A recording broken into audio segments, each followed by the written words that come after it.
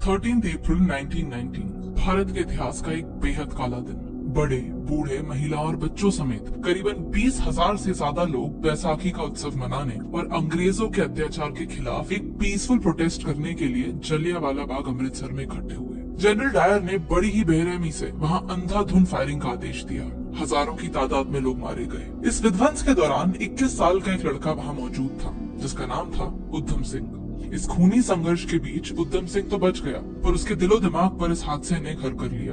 बच्चों और बड़ों की लाशों का ढेर, लोगों की चीखें जैसे उसके जहन में उतर गई, और तभी उसने कसम खाई कि एक दिन वो अंग्रेजों से इस नरसंहार का बदला जरूर लेगा। ये कहानी है शौर्य की, बलिदान की, धैर्य की, एक ऐसे देशभक्त की जिसने 21 साल लंबा इंतजार किया और जलियांवाला बाग में हुए हादसे के प्रमुख दोषियों में से एक माइकल ओडवॉयर को उसी के देश में घुसकर मार डाला। माइकल ओडवॉयर जलियांवाला बाग हत्याकांड के दौरान पंजाब के गवर्नर थे। तो आइए जानते हैं उधम सिंह के बारे में, जिन्हें लोग राम मोहम्मद सिंह आजाद के नाम से भी बुलाते हैं। 26 दिसंबर 1899 को पंजाब के एक गांव सुनम में उधम सिंह का जन्म हुआ। उनके माता पिता ने उनका नाम शेर सिंह रखा था। उनके पिता रेलवे क्रॉसिंग पर चौकीदार की नौकरी किया करते थे। वो 2 साल के थे जब उनकी माता का देहांत हो गया और कुछ ही सालों बाद उन्होंने अपने पिता को भी खो दिया। शेर सिंह 8 साल की उम्र में ही अनाथ हो गए। उसके बाद उन्हें और उनके बड़े भाई मुक्ता सिंह को केंद्रीय खालसा अनाथालय ने शरण दी और यहाँ उन्हें नई पहचान मिली। अनाथालय में शेर सिंह से उनका नाम बदलकर उधम सिंह कर दिया गया। उधम सिंह बचपन से ही लोगों की सेवा में लग गए। उन्हें जब भी अवसर मिलता वो अनाथालय के लोगों के साथ अमृतसर में जगह जगह मदद करने पहुंच जाते। उन्होंने 1918 में 10th की पढ़ाई पूरी की और 1919 से खुद को पूरी तरह सोशल सर्विस में डेडिकेट कर दिया। इस साल यानी कि 1919 में ब्रिटिश सरकार ने रॉलेट एक्ट लागू किया। इस एक्ट के मुताबिक ब्रिटिश गवर्नमेंट को भारत के किसी भी नागरिक को बिना किसी जांच पड़ताल के सीधे बंदी बना लेने की स्वतंत्रता थी। इतना ही नहीं, किसी भी जगह पर 4 से ज्यादा लोग एक साथ इकट्ठे नहीं हो सकते थे। इसके विरोध में देश भर में कई आंदोलन किए गए। पंजाब में रॉलेट एक्ट के विरुद्ध 2 लीडर्स सामने आए, डॉक्टर सत्यपाल और सैफुद्दीन किचलू। पर 10 अप्रैल 1919 को ब्रिटिश गवर्नमेंट ने दोनों ही लीडर्स को जेल में डाल दिया। इसी के विरोध में बैसाखी के दिन यानी कि 13 अप्रैल 1919 को शांति मोर्चा करते हुए करीबन 20,000 लोग अमृतसर के जलियांवाला बाग में इकट्ठे हुए। उधम सिंह भी वहां मौजूद थे। 20 साल के उधम शांति मार्च में आए लोगों को पानी पिलाने का काम कर रहे थे। इस विद्रोह को कुचलने के लिए ब्रिटिश सरकार ने brigadier general Edward Harry Dyer को भेजा। वहां पहुंचते ही डायर ने सभी गेट्स पर अपने सैनिक खड़े कर बाहर जाने के रास्ते को पूरी तरह ब्लॉक करके ओपन फायर का ऑर्डर किया। शांतिपूर्वक बैठे निहत्थे लोगों पर अंधाधुंध गोलियां चली और लाशों के ढेर लग गए। इस नरसंहार में अंग्रेजों ने बच्चे, बूढ़े, महिलाएं किसी को नहीं बख्शा। इस भयानक दृश्य को उधम सिंह ने खुद अपनी आंखों से देखा था और उनके जहन में 2 नाम घर कर गए थे, ब्रिगेडियर जनरल डायर और पंजाब के गवर्नर माइकल ओडवॉयर, जिसने सार्वजनिक रूप से डायर को सहमति दी थी। उधम सिंह की जिंदगी का अब एक ही लक्ष्य था, एडवर्ड हैरी डायर और माइकल ओडवॉयर की मृत्यु, जलियांवाला बाग में मारे गए हजारों बेकसूर लोगों की मौत का बदला लेना। इस नरसंहार के 8 साल बाद यानी कि 1927 में जनरल डायर की बीमारी के चलते मौत हो गई, पर माइकल ओडवॉयर अभी भी जिंदा थे और उसको ब्रिटिश सरकार की तरफ से जलियांवाला बाग हत्याकांड के लिए रिवॉर्ड भी दिया गया था।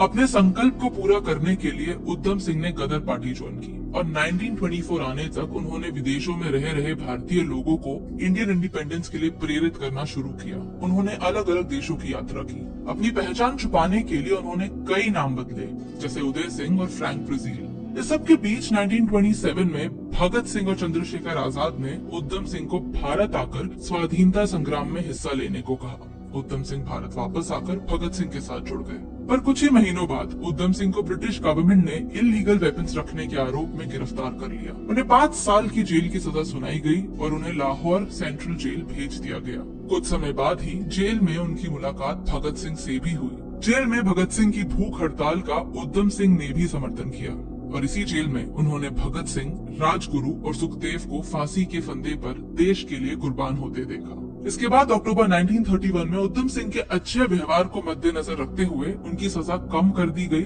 और समय से पहले ही उन्हें रिहा कर दिया गया। अब इसे ब्रिटिश सरकार की भूल कहिए या उधम सिंह की किस्मत, पर आगे जो होने वाला था वो किसी ने भी नहीं सोचा था।